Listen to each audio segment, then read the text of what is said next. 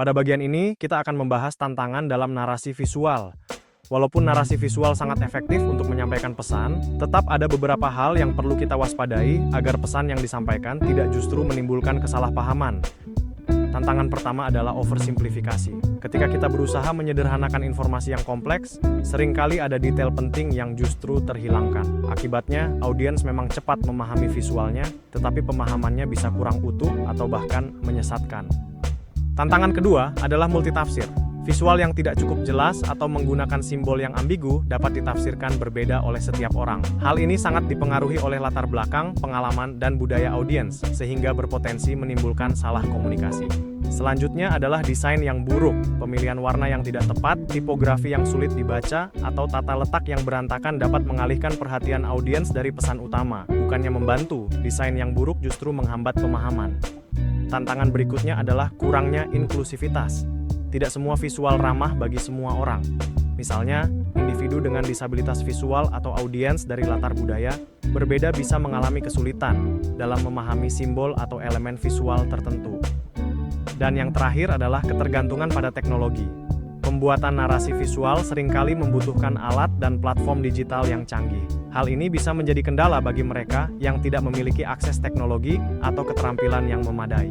Jadi, dari sini kita bisa melihat bahwa narasi visual bukan hanya soal membuat tampilan yang menarik, tetapi juga tentang bagaimana menyampaikan pesan secara jelas, bertanggung jawab, dan inklusif agar benar-benar efektif bagi semua audiens.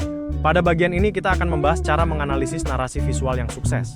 Untuk memahami apakah sebuah narasi visual itu efektif atau tidak, kita perlu melihat elemen-elemen apa saja yang berkontribusi terhadap dampak dan keberhasilannya. Yang pertama adalah konsistensi. Narasi visual yang baik biasanya memiliki bahasa visual yang konsisten, mulai dari warna, gaya ilustrasi, tipografi, hingga tata letak. Konsistensi ini penting agar pesan yang disampaikan tetap jelas dan terasa menyatu dari awal sampai akhir. Kedua adalah keterlibatan audiens. Narasi visual perlu disesuaikan dengan siapa audiensnya. Ketika visual dan ceritanya relevan dengan pengalaman atau kebutuhan audiens, pesan akan lebih mudah diterima dan dampaknya pun lebih kuat. Selanjutnya adalah kedalaman emosional. Elemen seperti pemilihan warna, ekspresi karakter, sudut pandang, dan komposisi visual dapat membangkitkan emosi tertentu. Emosi inilah yang membuat pengalaman visual menjadi lebih berkesan dan tidak mudah dilupakan. Yang terakhir adalah simbolisme. Penggunaan simbol dalam narasi visual dapat menambah lapisan makna.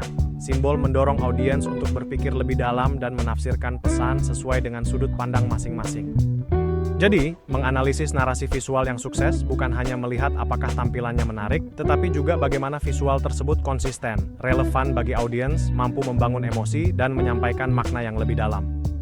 Sebagai kesimpulan, narasi visual dapat kita pahami sebagai cara menyampaikan cerita atau informasi melalui elemen visual, seperti gambar, ilustrasi, dan animasi.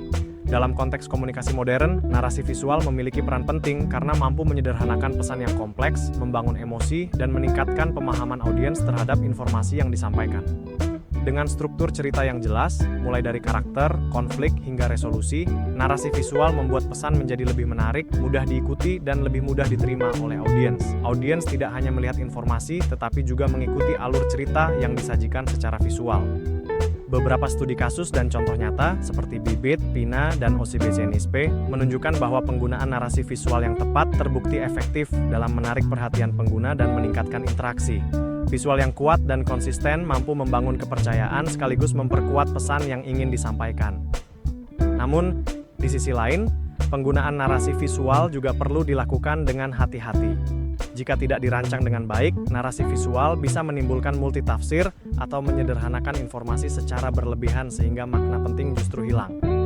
Oleh karena itu, pemilihan elemen visual, pemahaman konteks, dan penyesuaian dengan audiens menjadi hal yang sangat penting. Dengan perencanaan yang tepat, narasi visual dapat menjadi alat komunikasi yang relevan, efektif, dan kuat dalam menyampaikan pesan. Untuk tugas pertemuan pertama dengan topik pengenalan narasi visual, ada 3 hal utama yang perlu kalian kerjakan. Pertama, kalian diminta untuk mencari dan mengumpulkan 5 contoh narasi visual dari media yang berbeda. Contohnya bisa dari iklan, infografis, komik, aplikasi, poster sosial, atau media sosial. Jadi, tidak harus semuanya dari satu jenis media. Kedua, untuk setiap contoh tersebut, kalian perlu menuliskan analisis singkat dengan menjawab beberapa pertanyaan. Pertama, apa pesan yang ingin disampaikan oleh narasi visual tersebut? Kedua, elemen visual apa saja yang digunakan, seperti warna, ilustrasi, tipografi, atau komposisi. Ketiga, apakah pesan tersebut tersampaikan dengan efektif dan jelaskan alasannya. Terakhir, kalian diminta untuk membuat kesimpulan. Di bagian ini, jelaskan hal baru apa yang kalian pelajari tentang narasi visual setelah melihat dan menganalisis contoh-contoh tersebut.